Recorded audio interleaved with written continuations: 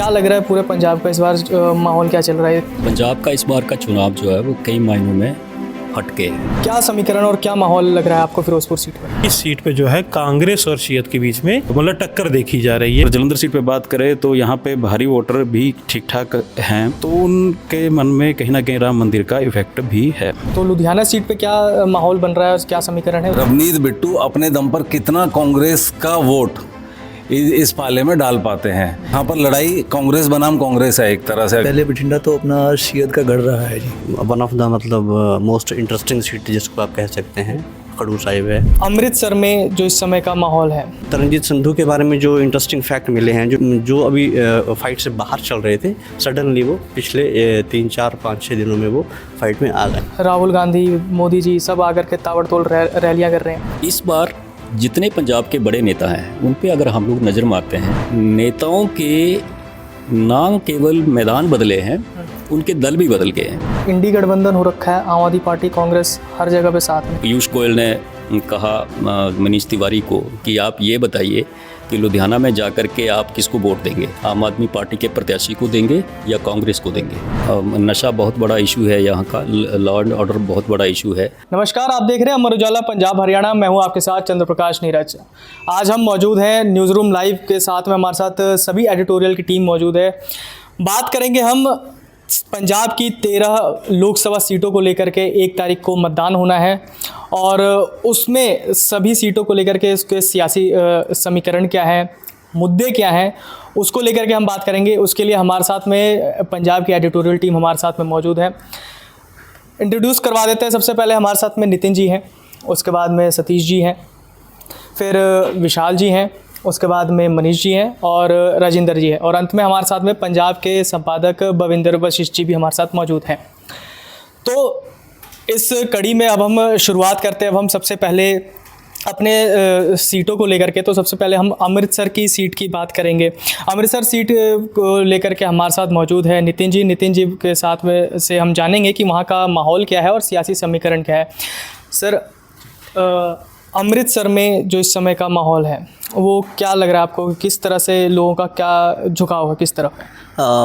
अभी करंट झुकाव देखने के लिए अगर आप थोड़ा सा इसका ट्रेंड देखना पड़ेगा आपको अमृतसर सीट का। अमृतसर सीट जो है वो पारंपरिक रूप से कांग्रेस के प्रभाव वाली सीट रही है। रघुनंदन लाल भाटिया यहाँ से 6 बार MP रहे हैं और उनका जो 2004 में उनका जो ये वर्चस्व था वो भारतीय जनता पार्टी के नवजोत सिंह सिद्धू ने तोड़ा और वो फिर लगातार 3 बार सांसद रहे। अब पिछले 2 बार से कांग्रेस के गुरजीत सिंह औजला एक चुनाव में और उसके बाद एक बाई इलेक्शन में वो मतलब वहाँ से सांसद हैं। और इंटरेस्टिंग बात यह है कि वो लगातार 50% वोट ले रहे हैं, पिछले उपचुनाव में भी और उससे पहले लोकसभा चुनाव जो हुए थे उसमें भी, 2019 में भी।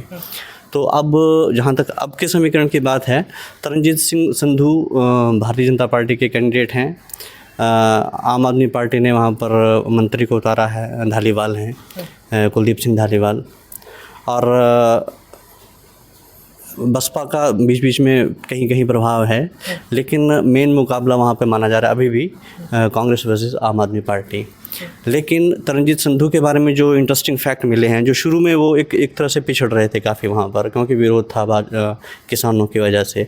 अब क्योंकि वहाँ पर एक अंडर करंट है राम मंदिर के मुद्दे को लेकर के, जो सिख कम्युनिटी है उसमें भी दो तरह की कम्युनिटीज़ हैं। एक तो जो व्यापारी है, जो हार्डकोर पंथक सिख नहीं है, मतलब पंथ को मानते हैं लेकिन हार्ड लाइनर नहीं है, और दूसरे सिख वो हैं जो हार्ड लाइनर हैं। तो हार्ड लाइनर हैं वो डेफिनेटली कहीं ना कहीं बीजेपी के साथ नहीं है, लेकिन जो व्यापारी वर्ग है और जो शहरी तबका है वो कहीं ना कहीं सपोर्ट कर रहा है उसको। और अंडर करंट ये है कि राम मंदिर का इशू वहाँ पर है, तो वो जो अभी फाइट से बाहर चल रहे थे, सडनली वो पिछले 3, 4, 5, 6 दिनों में वो फाइट में आ गए हैं। तो अब यानी कि कांग्रेस वर्सेस आप वर्सेस बीजेपी वहाँ पर मुकाबला हो गया है। ये इंटरेस्टिंग फैक्ट वहाँ पर भी चल रहा है। मतलब सबसे ज़्यादा वहाँ पर जो मेन जो फोकस देखा जा रहा है राम मंदिर को लेकर के, मतलब राम मंदिर बना है तो उसको लेकर के लोगों का झुकाव है।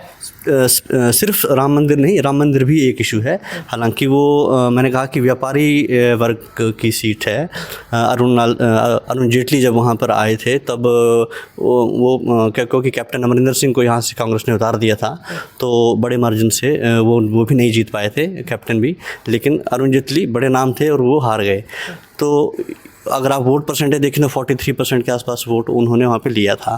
तो इसलिए मैं कह रहा हूँ कि व्यापारी वर्ग जो है कहीं ना कहीं लिबरल है, वो राम मंदिर को भी सपोर्ट कर रहा है कहीं ना कहीं, और उसको ये लग रहा है कि ट्रेड जो है उसको अगर स्मूथ करना है, खासकर एक तो क्रॉस बॉर्डर ट्रेड और इंटरनल जो ट्रेड है उसको अगर स्मूथ करना है तो कहीं ना कहीं बीजेपी उसके लिए अच्छी चॉइस लग रही है।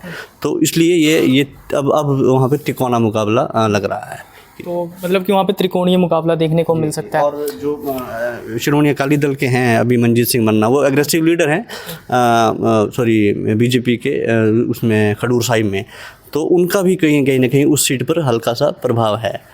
तो वो एक समीकरण नया वहाँ पर बना है अभी जी। तो ये पूरा अभी जो अमृतसर का ये जो माहौल है वो चल रहा है। अब हम बात कर लेते हैं फ़िरोज़पुर सीट को लेकर के। तो फ़िरोज़पुर सीट को बारे में बताने के लिए हमारे साथ में मौजूद है विशाल जी। तो विशाल जी से जानेंगे कि फ़िरोज़पुर सीट का क्या माहौल है और क्या समीकरण वहाँ पे बन रहा है। विशाल जी, क्या समीकरण और क्या माहौल लग रहा है आपको फ़िरोज़पुर सीट पर? फ़िरोज़पुर सीट जैसे कि अगर हम देखें तो ये कहीं ना कहीं शियत का गढ़ रहा है फ़िरोज़पुर सीट, और करीब करीब 26 या 27 साल से वहाँ पर प्रकाश सिंह बादल के समय से लेकर के अब तक वहाँ पर उनका काफ़ी होल्ड रहा है, वर्चस्व रहा है उनका।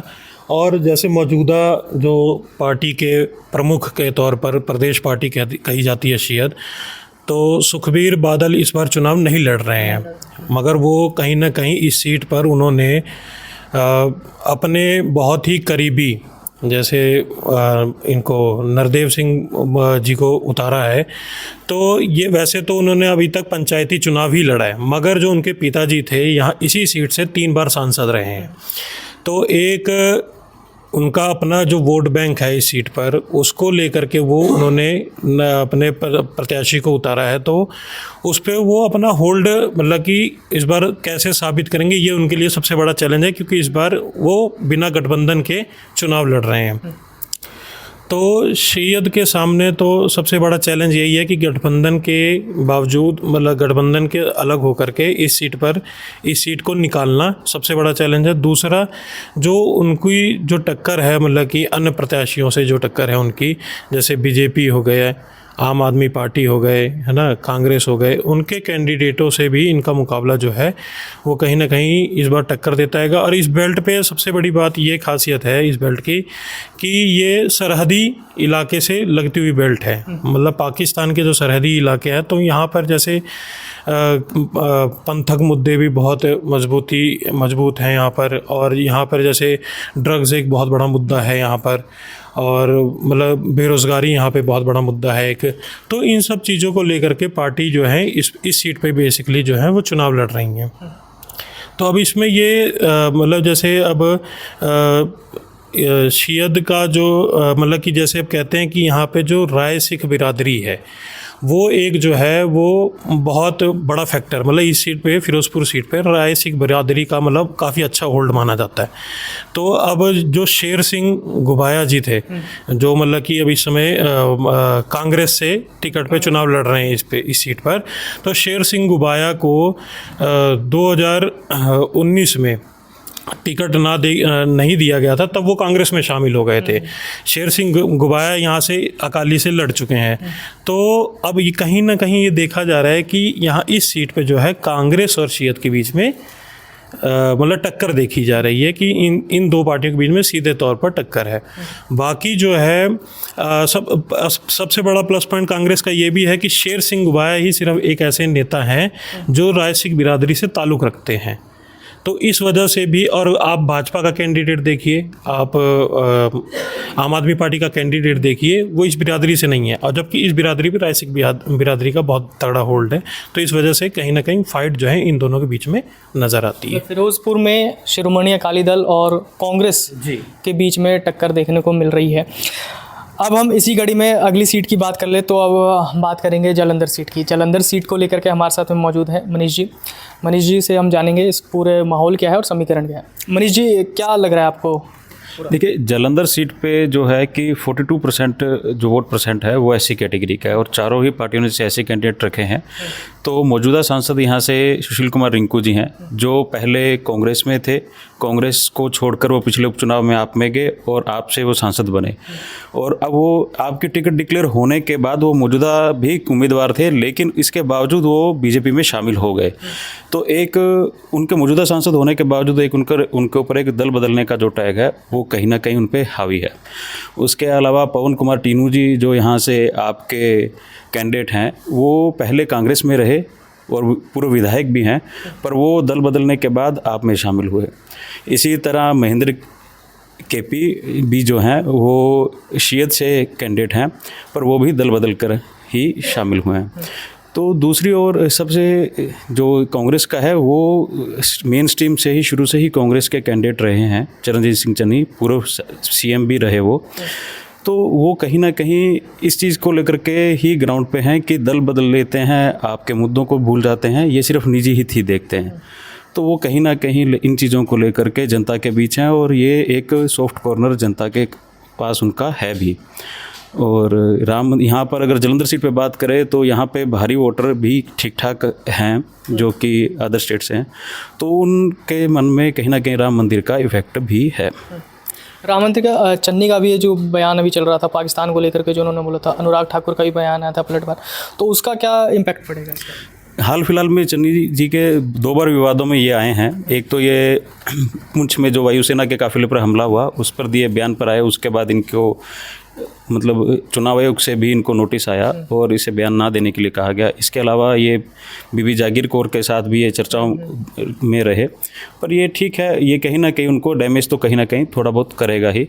तो जालंधर का अभी आपने जाना, अब हम बात कर लेते हैं लुधियाना सीट की। तो लुधियाना सीट पे क्या माहौल बन रहा है, क्या समीकरण है, उसके साथ में बात करने के लिए हमारे साथ में सतीश जी मौजूद हैं। सतीश जी, क्या लग रहा है आपको इस पूरे सीट पे क्या माहौल बन रहा है? एक्चुअली लुधियाना सीट पे देखा जाए तो अभी जितने भी कैंडिडेट उतारे हैं, चाहे आम आदमी पार्टी का है चाहे कांग्रेस का है, और एक्चुअली यहाँ पर लड़ाई कांग्रेस बनाम कांग्रेस है एक तरह से अगर देखा जाए, क्योंकि ये कांग्रेस प्रभाव वाली सीट रही है 2009 से अभी 2019 तक कांग्रेस के पहले 2009 मनीष तिवारी जी थे यहाँ से, फिर उसके बाद 2 बार रवनीत बिट्टू रहे। लेकिन क्योंकि भाजपा पहली बार अपने दम पर चुनाव में उतरी है और उसके पास ट्रम्प कार्ड यह है कि 2 बार से लगातार सांसद रहे रवनीत बिट्टू, कांग्रेस छोड़ के भाजपा में शामिल हो गए हैं, वो इनके कैंडिडेट हैं। और यहाँ ये है भी कांग्रेस प्रभाव वाली सीट, तो अब ये देखना होगा कि रवनीत बिट्टू अपने दम पर कितना कांग्रेस का वोट इस पाले में डाल पाते हैं, क्योंकि भाजपा का कैडर वोट उनको मिलेगा, लेकिन वो मेन कांग्रेस वाले वोट का है, इसीलिए अमरिंदर वड़िंग उनके मुकाबले में उतरे हैं। राजा वड़िंग जो कि कांग्रेस प्रदेशाध्यक्ष भी हैं, तो वो चुनौती देने के लिए सामने आए हैं। और आम आदमी पार्टी ने अशोक कुमार पप्पी को उतारा है, जो कि वो भी कांग्रेसी थे, छोड़ के इसमें शामिल हो गए आप में, और वो विधायक भी हैं। तो अब असली मुकाबले में ये 3 पार्टियां अगर देखी जा रही हैं, इनमें है कड़ी टक्कर चल रही है। यहाँ पर हर पार्टी एक दूसरे मतलब वोट जो जिसका ज़्यादा वोट काट पाएगा उसकी जीत निश्चित है। लेकिन अभी ये कहना बड़ा मुश्किल है कि गेंद किस पाले में रहेगी, मुकाबला कांटे का होगा, ये तय है। बिट्टू बेअंत सिंह को लेकर काफ़ी रहता है कि उनको एक इमोशनल कार्ड वो काफ़ी ज़्यादा खेलते हैं, तो इस बार भी लग रहा है कि वो दल बदलने से उनका और बेअंत सिंह का नाम लेने से और उनका प्रभाव पड़ेगा इस पर। एक्चुअली जो कांग्रेस का पक्का वोट है वो कितना टर्न अराउंड होगा वो कह नहीं सकते, लेकिन हाँ भाजपा के जो इस बार 1-2 मुद्दे हैं, राम मंदिर का मुद्दा है और मोदी का एक फेस जो है, वो कितना रवनीत बिट्टू के लिए फ़ायदेमंद होगा वो देखने वाली बात होगी। अदरवाइज़ असली मुकाबला कांग्रेस बनाम कांग्रेस की वजह से ये बहुत ज़्यादा रोचक हो गया ये। तो ये अभी हमने जाना कि लुधियाना सीट पे क्या पूरा माहौल चल रहा है। अब हम जानेंगे कि बठिंडा की सीट पर के क्या पूरा माहौल है और क्या समीकरण है और वहाँ के क्या मुद्दे हैं। इसके लिए हमारे साथ बात करने के लिए राजेंद्र जी मौजूद हैं। राजेंद्र जी, क्या चल रहा है पूरा माहौल, क्या लग रहा है, किसका ज़्यादा लग रहा है प्रभाव? देखिए, बठिंडा से पहले बठिंडा तो अपना शियत का गढ़ रहा है जी। पिछले 3 चुनाव से लगातार यहाँ पे हरसिमरत कौर बादल जीतती रही हैं। उससे पहले भी अकाली दल का यहाँ से सांसद रहा है, बीच में एक बार CPI, लेकिन उसके पहले भी शियत ही यहाँ से जीतती रही है। तो अभी फ़िलहाल दोबारा फिर शियत ने हरसिमरत बादल पे ही भरोसा जताया है, लेकिन इस बार शियत दोबारा से पंथक मुद्दों को लेकर चल रही है और यही शियत के लिए चुनौती भी थी कि कैसे इसको किया जाए। और इस समय बड़ी बात यह है कि शियत के सामने जो कैंडिडेट उतरे हैं वो सारे कहीं ना कहीं उनका जुड़ाव शियत से ही रहा है। जैसे कि BJP ने परमपाल कौर को उतारा है चुनाव मैदान में, और आपने गुरमीत सिंह खुंडिया को उतारा है, और कांग्रेस ने जीत मोहिंदर को उतारा है। परमपाल कौर का भी जो मेन चुनौती है उनके सामने, उनका परिवार तो जुड़ा हुआ है राजनीति के लिए, लेकिन किसानी विरोध के चलते उनको ये थोड़ी परेशानी का सामना करना पड़ रहा है। और अगर गुरमीत खुंडिया की बात की जाए, गुरमीत खुंडिया ने ही अपना पिछले विधानसभा चुनाव में जो अपने प्रकाश सिंह बादल जी से 5 बार के मुख्यमंत्री, उनको चुनाव में हराया था। लेकिन इस बार थोड़ी स्थिति अलग है। उस समय आपकी वेब चल रही थी, लेकिन इस बार थोड़े मतलब कि उनको अपने 2 साल के जो कार्य उन पे जवाब भी देना पड़ रहा है। और आपने जो गारंटियाँ दी थी, चाहे वो महिलाओं को 1000 रुपये देने के लिए है, तो उन पे भी उनको जवाब देना पड़ रहा है। तो उनके लिए अभी थोड़ा ये परेशानी क्या है। बाकी अगर जीत मोहिंदर की बात की जाए तो जीत मोहिंदर अपना शियत छोड़ के कांग्रेस में आए हैं, तो उनको अभी जो पार्टी की गुटबाजी जो थी उसको लेकर उनको दिक्कत है कि कुछ लीडर है जो उनके विरोध में जो छोड़ के चले गए हैं, चाहे पार्षद हो, स्थानीय नेता कुछ, तो उसको पार्टी को लेकर साथ चलना उनके लिए थोड़ी चुनौती है। तो कुल मिला के इस सीट पर जो है कि हालात ये है कि जैसे कि हरसिमरत कौर बादल की बात करें तो उनकी भी जो अपनी जीत का अंतर है वो कम होता जा रहा है। पिछले वो जीतती जरूर रही है कि जैसे कि पहले 1 लाख वोटों का अंतर था ऊपर, उससे वोट परसेंटेज कम होता जा रहा है। इस बार सिर्फ 22,000 वोटों से ही पिछले चुनाव में 2019 में वो जीती थी। तो इस बार तो यहाँ पे काफ़ी रोचक मुकाबला है, देखते हैं। अभी हमने जाना बठिंडा का क्या हाल था, क्या माहौल चल रहा है। अब हम चलते हैं खडूर साहिब लोकसभा सीट को लेकर के। खडूर साहिब लोकसभा सीट को काफ़ी वहाँ पे भी अमृतपाल जो हैं वो भी मैदान में उतरे हुए हैं। अब वहाँ का क्या माहौल है, क्या समीकरण है, उसके लिए हमारे साथ में मौजूद है नितिन जी। क्या लग रहा है, अमृतपाल भी अब वहाँ से चुनाव लड़ रहे हैं, ये एकदम से काफ़ी एक बड़ी रोचक मुकाबला देखने को मिल रहा है। खडूर साहिब पंजाब की वो सीट है जहाँ पर जिन सीटों पर 5 कोणीय मुकाबला है, मतलब 4 से ज़्यादा कैंडिडेट जो हैं वो फाइट में हैं। और वन ऑफ द मतलब मोस्ट इंटरेस्टिंग सीट जिसको आप कह सकते हैं खडूर साहिब है। उसकी वजह ये है कि एक तो अमृतपाल का आपने नाम लिया, और कहीं ना कहीं इस सीट की आप हिस्ट्री देखें, हालांकि 2009 से ही ये सीट बनी है, पहले अमृतसर था। तो कहीं ना कहीं खालिस्तान समर्थक उम्मीदवारों को यहाँ पर अच्छी सफलता मिलती रही है। इससे पहले सिमरनजीत सिंह मान जो हैं वो लगभग 4-4.5 लाख वोट यहाँ पर ले चुके हैं, हालांकि वो हार गए थे तब रणजीत सिंह ब्रह्मपुरा। उन्होंने भी अपना कैंडिडेट वापस ले लिया था कि उन्होंने इस बार अपना कैंडिडेट वापस ले लिया है। वहाँ पे परमजीत कौर खालसा जो पिछली बार खालरा जो हैं वो पिछली बार 20% से ज़्यादा वोट लेके गई थी, उन्होंने भी इस बार विड्रॉ किया है। लेकिन फिर भी मुझे लगता है कि 1-1.5 लाख 1.25 लाख वोट तक की रेंज है अमृतपाल की।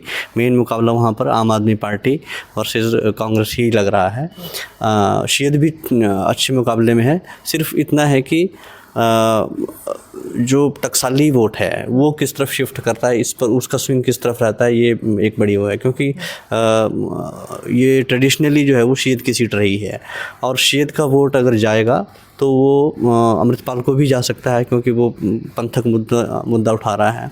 और शियत में सबसे बड़ा इस पर जो दुविधा है इस सीट में ये है कि एक तरफ SGPC जो है वो अमृतपाल को बंदी सिंह मान करके उसकी रिहाई की मांग कर रही है, और सुखबीर बादल जो कि शियत के अध्यक्ष हैं और SGPC पर उनका ठीक ठाक वर्चस्व है, वो कह रहे हैं कि बंदी सिंह नहीं है, ये तो अपनी लड़ाई लड़ रहा है। तो इसलिए काफ़ी इंटरेस्टिंग मामला है। वो वोट स्विंग कहाँ जाएगा उससे फैसला होगा।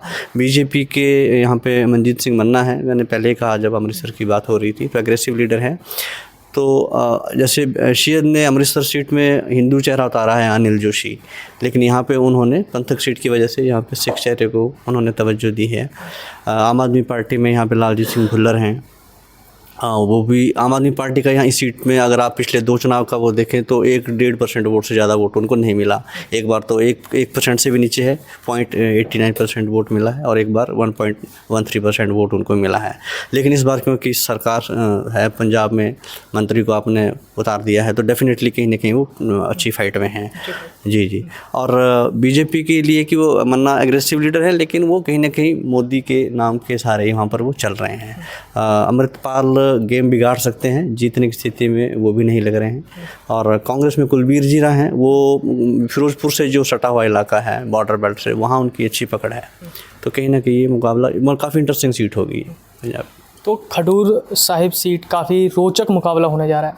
अब इसी कड़ी में अब हम अगली सीट की बात कर लें तो अब अगली सीट पे है पटियाला सीट की। पटियाला सीट भी काफ़ी रोचक सीट है। वहाँ पे धर्मवीर गांधी और परनीत कौर आमने सामने हैं। क्या माहौल है, क्या समीकरण है, उसको जानने के लिए हमारे साथ मौजूद हैं विशाल जी। विशाल जी, क्या लग रहा है, धर्मवीर गांधी, परनीत कौर दोनों आमने सामने हैं? अब जैसे पटियाला सीट की अगर बात करें तो सबसे बड़ी बात है कि मोती महल, पहला पटियाला सीट का नाम लेते ही पहला नाम आता है मोती महल। तो अब जैसे पीएम नरेंद्र मोदी ने भी इस बार भाजपा जो है अपने बलबूते 13 की 13 सीटों पर चुनाव लड़ रही है। पीएम ने भी पंजाब में कदम रखा तो पहले पटियाला की सीट पर कदम रखा, और जिस प्रकार से कैप्टन को कांग्रेस छोड़ करके पहले उन्होंने अपना दल बनाया अलग से, मगर वहाँ उनको कामयाबी जब नहीं हासिल हुई तो फिर वो भाजपा में शामिल हुए। और अभी तक जैसे अभी चुनाव की घोषणा होने तक से पहले तक जो है परनीत कौर कांग्रेस में ही थी। हालांकि उनके प्रदेश अध्यक्ष वड़िंग ने उससे पहले कभी बयान दे दिया था कि हाँ, अब परनीत कौर से उनका जो है पार्टी से लगाव ज़्यादा नहीं है।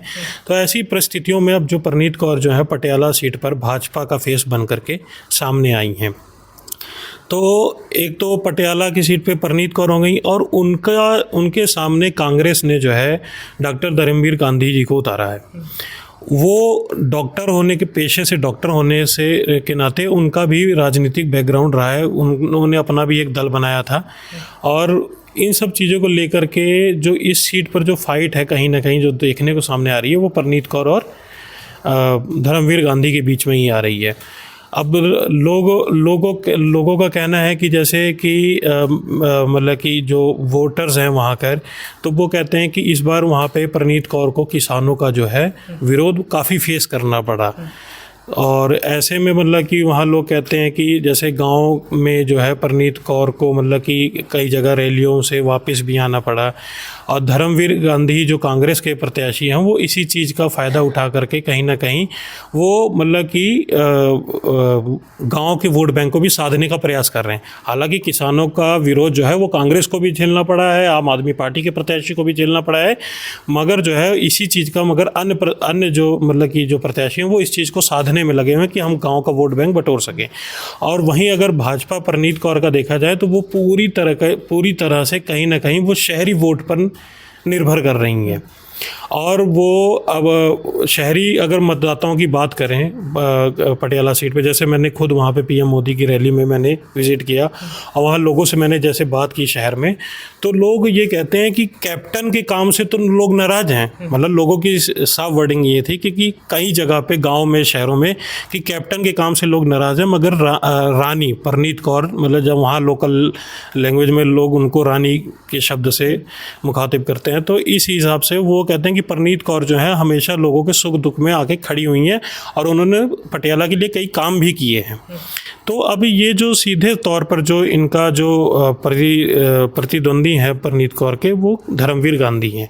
इन दोनों के बीच ही फाइट रहेगी। और जैसे कि इनके अगर पुराने उस पर वोट बैंक की बात करें तो पटियाला जो है वो कभी न कभी कांग्रेस का गढ़ माना जाता था। तो एक चुनौती जो है परनीत कौर के लिए ये भी है कि कांग्रेस का जो गढ़ है पटियाला, अब वो कैसे शिफ्ट होगा बीजेपी की तरफ। तो ये एक सबसे बड़ा फैक्टर जो है, बीजेपी अगर परनीत कौर यहाँ से जीतती हैं तो उसमें ये साबित होता है कि कहीं ना कहीं जो कांग्रेस का वोट बैंक था वो परनीत के साथ साथ बीजेपी में शिफ्ट हो गए। तो ये जाना हमने कि पटियाला में क्या समीकरण बन रहा है। अब ये तो नतीजे तो 4 जून को पता लगेंगे कि किसका क्या माहौल है, किस सीट पर क्या कौन जीता कौन हारा। अब हम आगे बढ़ते हैं इसी कड़ी में फतेहगढ़ साहिब सीट पे। तो फतेहगढ़ साहिब सीट पर बात करने के लिए हमारे साथ में मनीष जी मौजूद हैं। मनीष जी, क्या लग रहा है फतेहगढ़ साहिब? फतेहगढ़ साहिब सीट से डॉक्टर अमर सिंह इस समय कांग्रेस के मौजूदा सांसद हैं। ये दूसरी बार मैदान में है। ये पूर्व आईएएस भी रहे हैं, तो इनकी अपने हलके में पकड़ ठीक है, लोगों का विरोध नहीं है इनके प्रति। लेकिन इस बार जो है गुरप्रीत सिंह जीपी जो है वो इन्हें आम आदमी के उम्मीदवार के रूप में टक्कर दे रहे हैं। और हाल फिलहाल में यहाँ पे पिछले दिनों में अरविंद केजरीवाल की, सीएम भगवंत मान की और प्रियंका गांधी की जो है रैलियां हुई हैं।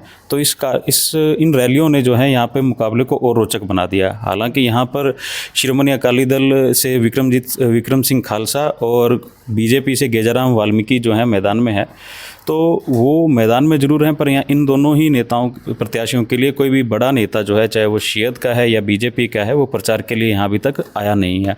हालांकि गेजाराम जी के लिए पिछले दिनों रक्षा मंत्री राजनाथ सिंह जी ने रैली जरूर की थी, पर वो काफ़ी दिन हो गए और उसका इम्पैक्ट भी ज़्यादा ज़मीनी स्तर पर दिख नहीं रहा है।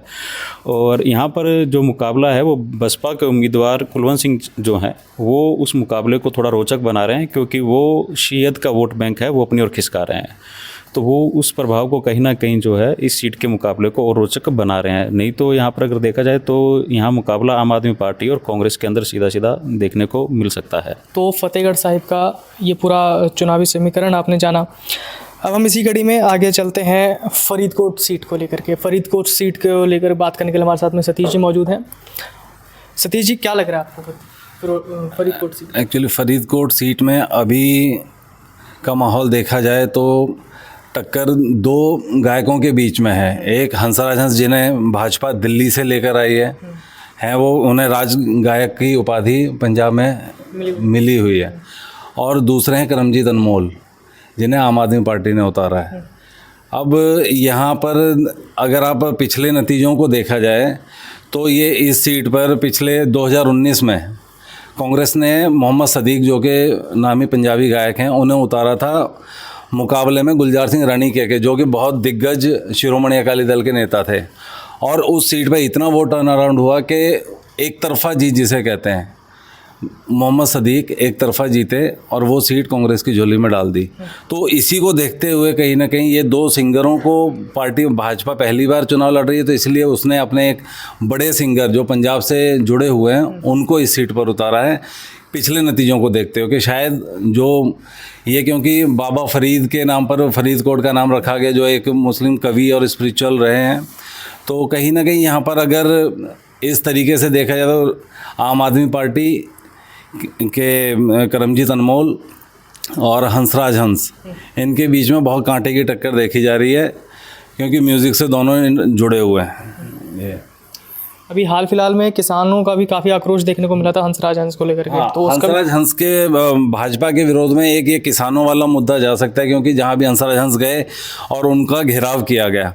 हालांकि हंसराज हंस ने कुछ दिन पहले किसानों से हाथ जोड़कर माफ़ी भी मांग ली। हाँ, उनका एक बयान भी काफ़ी वायरल हुआ था। बिल्कुल। तो बेसिकली ये उन्होंने कुछ कमेंट कर दिया था जिससे किसान काफ़ी नाराज़ भी हो गए थे, और एक मुद्दा चल भी रहा है एमएसपी को लेकर, भाजपा का काफ़ी विरोध हुआ। तो ये एक मुद्दा, लेकिन कहीं ना कहीं स्थिति को भांपते हुए हंसराज हंस ने किसानों से माफ़ी मांग ली। हो सकता है शायद, लेकिन लगता नहीं कि किसान उस चीज़ को इतनी आसानी से छोड़ने वाले हैं। लेकिन हाँ, ये है कि भाजपा पंजाब में जो भी, जहाँ जिस सीट पर भी लड़ रही है, वो एक मुद्दा मोदी का चेहरा सबके लिए एक ट्रम्प कार्ड है। मोदी के चेहरे के नाम पर वोट मिलेंगे, और बाकी अपना वोट किस तरीके से वो लोग ला सकते हैं, ये देखने वाली बात होगी इसमें। तो फरीदकोट सीट का आपने अभी जाना कि वहाँ पे पूरा क्या सियासी माहौल चल रहा है और क्या पूरा माहौल गरमाया हो किस चीज़ को लेकर के। अब इसी कड़ी में अब हम आगे चलते हैं आनंदपुर साहिब सीट पर। आनंदपुर साहिब सीट पर क्या माहौल है और क्या वहाँ के मुद्दे हैं, उसके लिए बात करने के लिए हमारे साथ में राजेंद्र जी मौजूद हैं। राजेंद्र जी, क्या लग रहा है आपको इस बार आनंदपुर साहिब सीट से? पहले कांग्रेस के मनीष तिवारी थे, अब तो चंडीगढ़ से हैं, तो अब क्या लग रहा है कि वो सीट निकाल पाएगी कांग्रेस? देखिए, अनंतपुर साहिब में अभी जो है, जो स्थिति है, अनंतपुर साहिब में नए और पुराने चेहरों के बीच की लड़ाई है। कांग्रेस ने अपना विजेंद्र सिंगला को चुनाव मैदान में उतारा है, जो पहले संगरूर से सांसद रह चुके हैं और जो 2017 में विधायक भी रह चुके हैं। इसी तरह शियद ने है अपना प्रेम सिंह चंदू मजरा को चुनाव में उतारा, जो यहीं से पहले सांसद रह चुके हैं एक बार। और आपने बलविंदर सिंह कंग को अपना प्रत्याशी बनाया है, जो अपने पार्टी के प्रवक्ता भी हैं। इसी तरह बीजेपी ने अपने पार्टी उपाध्यक्ष सुभाष शर्मा को चुनाव में उतारा है। तो अभी की स्थिति ये है कि कंग जो है वो अपने पार्टी के 2 साल के जो कार्य हैं और गारंटियाँ पूरी की हैं, उसको लेकर चुनाव मैदान में उतरे हुए हैं।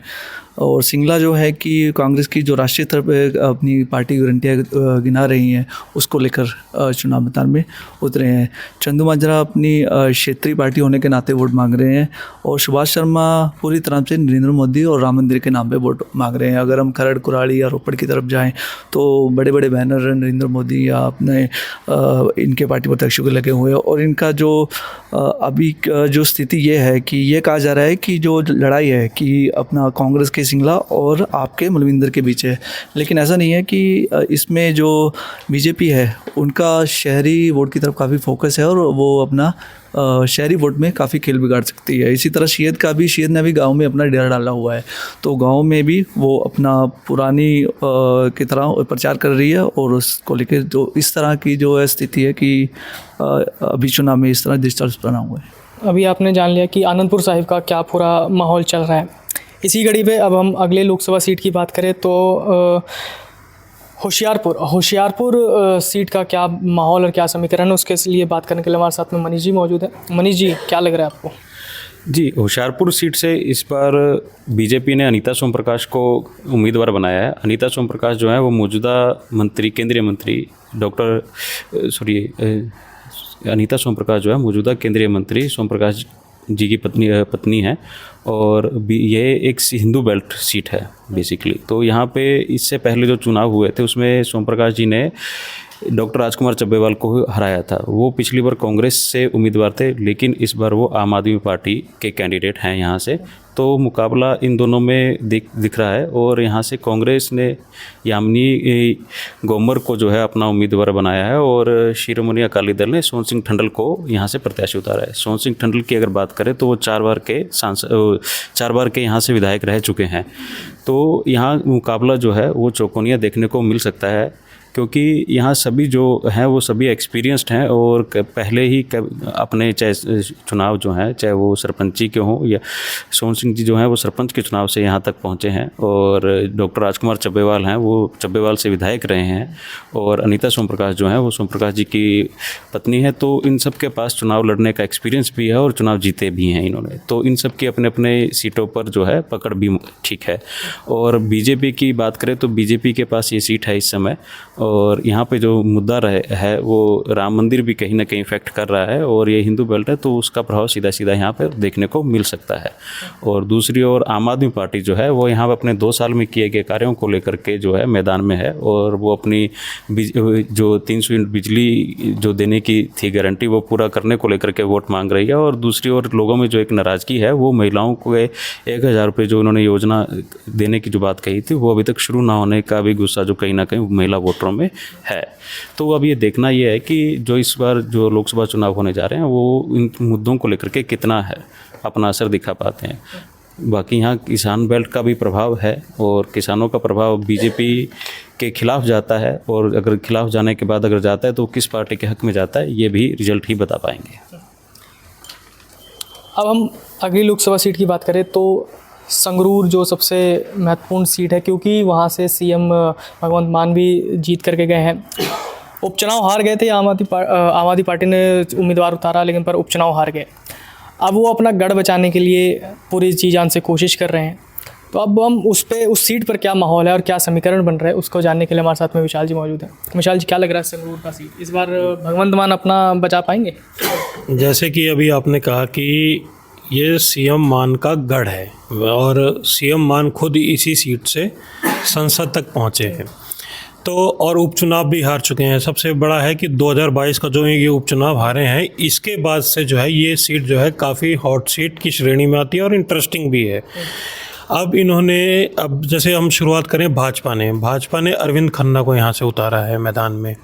आम आदमी पार्टी सीएम ने अपने मंत्री मीत हेयर को यहाँ से सीट पर उतारा है, और कांग्रेस ने यहाँ से अपने विधायक सुखपाल खैरा को उतारा है, और शियद ने इकबाल झुंदा को यहाँ से मैदान में उतारा है। अब इस पे देखा जाए तो इस सीट पे फाइट किस किस के बीच में नज़र आती है। तो जैसे अभी सीट पर जो है जैसे सीएम मान मीत हेयर और जो है कांग्रेस के सुखपाल खेहरा के बीच में मतलब जो अभी तक जो मौजूदा स्थिति और समीकरण बताते हैं कि वो इन दोनों कैंडिडेट के बीच में जो है सीधा सीधा फाइट है। अब सीएम मान ने जैसे कई वादे पूरे किए हैं अपने इस कार्यकाल में, मतलब इनकी जो 2-2.5 साल की सत्तारूढ़ पार्टी जो सरकार चला रही है, कई वादे पूरे किए हैं, कई काम बीच में है, कई काम अधूरे भी हैं, मतलब तीनों स्थितियां यहाँ पर हैं। तो अब जनता जो है, संगरूर की जनता जो सबसे बड़ी बात है कि वो हिस्ट्री जो है वो बार बार रिपीट नहीं करती। अगर आप पुराने आंकड़े देखें तो अब ये देखना होगा कि यहाँ पर जो संगरूर की जनता जो है वो आम आदमी पार्टी जो सीएम मान के कार्यों से खुश है कि नहीं है, वो सीधा सीधा इस सीट पर देखने को मिलेगा। कि और जिस प्रकार से उनके मंत्री जो हैं गुरमीत मीत हेयर, वो एक मतलब कि पंजाब में युवाओं के बीच में एक अच्छा मतलब नाम माना जाता है और उनको अच्छी मतलब कि लोग जानते भी हैं। और जैसे सुखपाल खेहरा हैं, वो कांग्रेस के सीनियर लीडरों की श्रेणी में आते हैं। और सुखपाल खेहरा ने जैसे कि इस सीट पर मतलब कि एक तरह से चुनौती भी दी थी आम आदमी पार्टी को कि जैसे सीएम आप जहां से मतलब सीएम को उन्होंने चुनौती दी थी कि आप जहां से सीट से लड़ेंगे तो मैं भी लड़ूंगा। तो उन्होंने जैसे अब सुखपाल खेहरा ने इस सीट से मतलब कि अब अपनी दावेदारी पेश की है। तो अब इसमें अब ये देखना ये है कि जो जनता है उस पर इस सीट पे पूरा फोकस रहेगा कि पार्टी से जनता खुश है कि नाराज़ है, वो वोट के उनके ज़रिए पता चलेगा। पूरा इस सीट पे गेम है वो पार्टी के कामकाजों से ही सामने आएगा। तो ये था संगरूर का माहौल। अब हम बात कर लेते हैं गुरदासपुर की। गुरदासपुर काफ़ी ज़्यादा इम्पोर्टेंट सीट है क्योंकि पिछली बार भाजपा से सनी देओल को उतारा गया था, लेकिन पर इस बार वहाँ के लोग नाराज़ हैं क्योंकि 5 साल में सनी देओल एक बार भी दिखे, जिसको लेकर के लोगों में काफ़ी रोष भी है, नाराज़गी भी है। लेकिन पर अब वहाँ का चुनावी माहौल क्या है, क्या बन रहा है, क्या समीकरण है, उस पर बात करने के लिए हमारे साथ में राजेंद्र जी मौजूद है। राजेंद्र जी, क्या लग रहा है गुरदासपुर का? देखिए, गुरदासपुर जैसे कि आपने कहा है कि पहले तो ये सेलिब्रिटी के लिए सीट जानी जाती रही है, लेकिन इस बार जो पार्टियों ने है कि यहाँ पे स्थानीय चेहरों पर ही भरोसा जताया है। सभी पार्टियों ने ऑलमोस्ट स्थानीय चेहरों को चुनाव मैदान में उतारा है।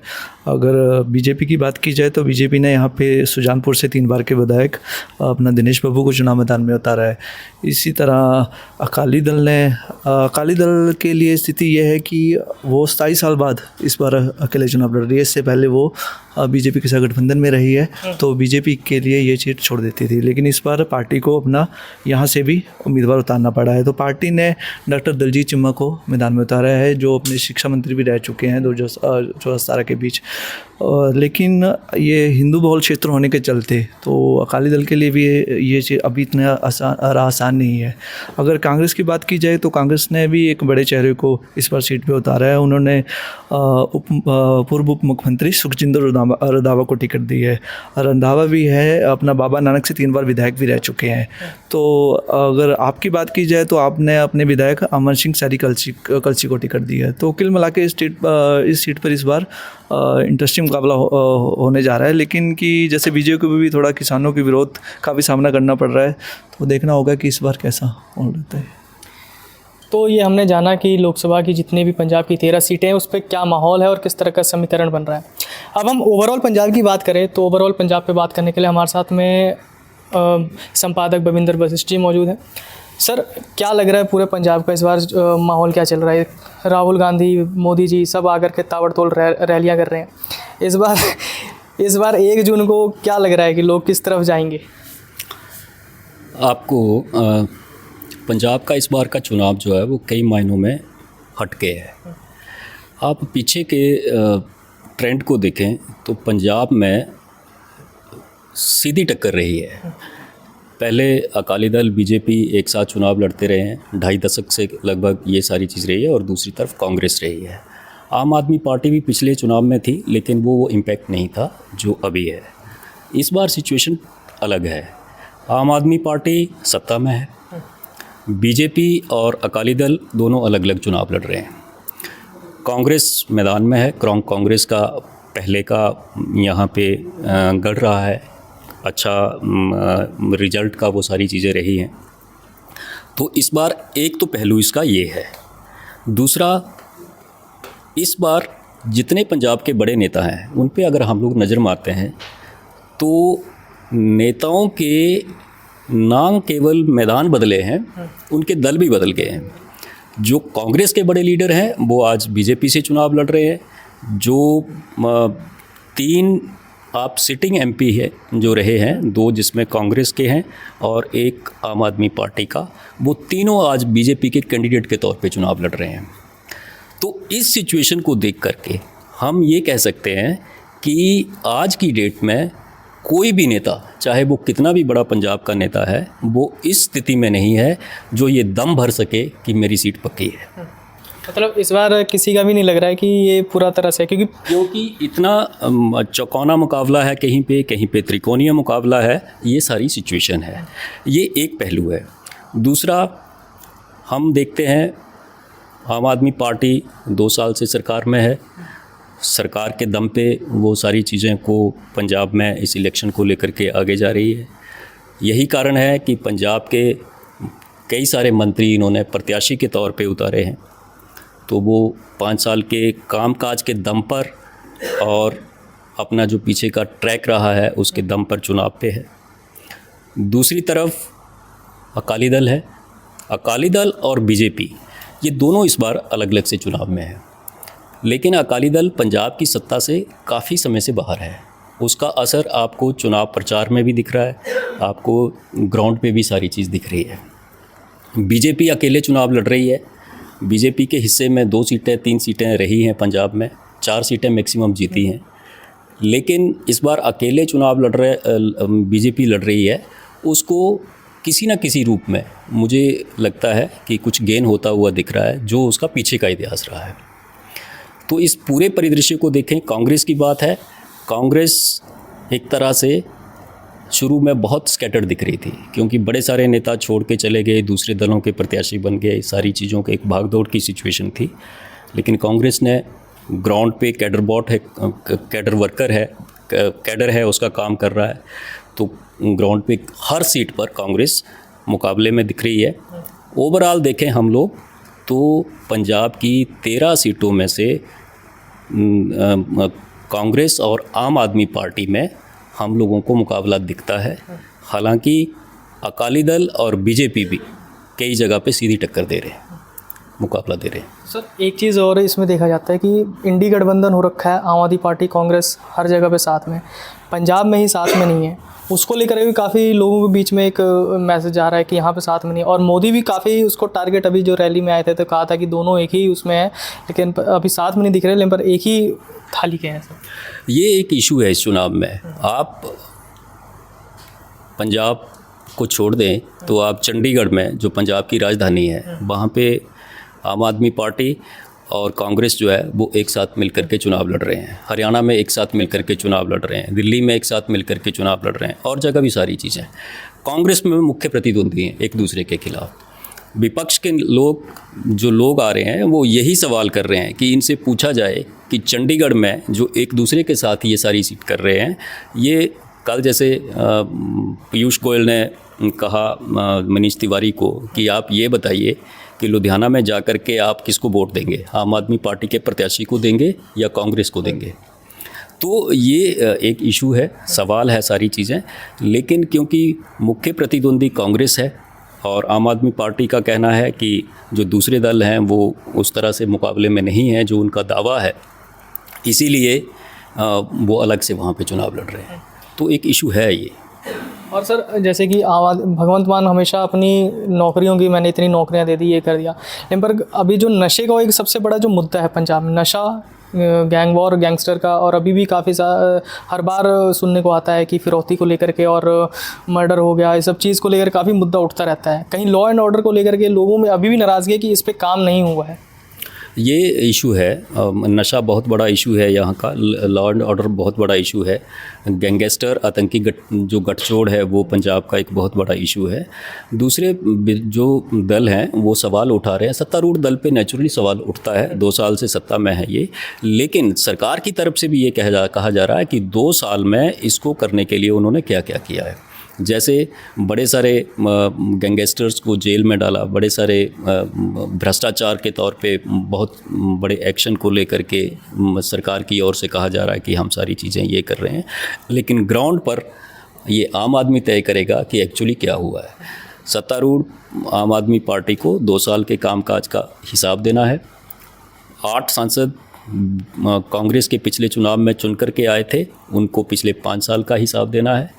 और बीजेपी क्योंकि वो गठबंधन में अकाली दल के साथ रही हैं, तो उनको भी अपनी सारी चीज़ों का उस तरह से देना है। आप देख रहे होंगे कि बीजेपी का, क्योंकि गठबंधन में भी बीजेपी दूसरे दर्जे पे थी, तो उसको नए सिरे से सारी चीज़ें करनी है। एक तरफ जो अभी चर्चा में भी कहा गया कि जो किसानों का इशू है, किसानों का विरोध है, वो सार्वजनिक तौर पे हम लोग देख रहे हैं बीजेपी के कैंडिडेट्स के खिलाफ, बीजेपी के नेताओं के खिलाफ। लेकिन ये बात भी सही है कि जो जिसको कह सकते हैं हम राष्ट्रवाद, नेशनल इश्यूज़ को लेकर के मोदी का इम्पैक्ट, राम मंदिर का इम्पैक्ट शहरी सीटों पर हम पंजाब में भी देख सकते हैं उसको। तो पंजाब में क्या माहौल चल रहा है, क्या समीकरण है, सभी 13 सीटों पे हमने बात की और ओवरऑल क्या मुद्दे हैं उसको लेकर के भी बात की। अब 1 तारीख को पंजाब में मतदान होना है, 4 जून को नतीजे आ जाएंगे। उस समय पता लग जाएगा कि किसकी सरकार बनी, किसकी नहीं बनी।